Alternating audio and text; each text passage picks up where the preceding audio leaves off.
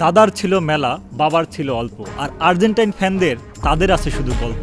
2018 সালে স্পেনের সঙ্গে আপনারা 6-1 গোলে হেরেছেন, 2009 সালে আপনারা বলিভিয়ার বিরুদ্ধে 6-1 গোলে হেরেছেন, এবং 1958 সালে চেকোস্লোভাকিয়ার বিরুদ্ধেও 6-1 গোলে হেরেছেন। অর্থাৎ এই 6-1 এইটা যেন আর্জেন্টিনার অপর নাম। সুতরাং হারতে হারতে হারু পার্টি আপনাদের নাম পড়ে গেছে। সুনীল গঙ্গোপাধ্যায় যদি এখন বেঁচে থাকতেন তাহলে তিনি তার কবিতাটি একটু ভিন্নভাবে লিখতেন।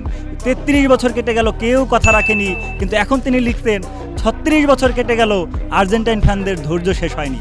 আমার কাছে তো মনে হয় রবার্ট ব্রুস যদি এই সময় বেঁচে থাকতেন তাহলে আর্জেন্টিনার ভক্ত হয়ে ধৈর্যের পুনরায় শিক্ষা দিতেন এবং পুনরায় ধৈর্যের দীক্ষা নিতেন, কারণ তিনিও হার মেনে যেতেন। আমার মনে হয় আর্জেন্টিনার সব প্লেয়ারদের দাম হচ্ছে 643 মিলিয়ন ইউরো, আর ব্রাজিলের সব প্লেয়ারদের দাম হচ্ছে 1.14 বিলিয়ন ইউরো।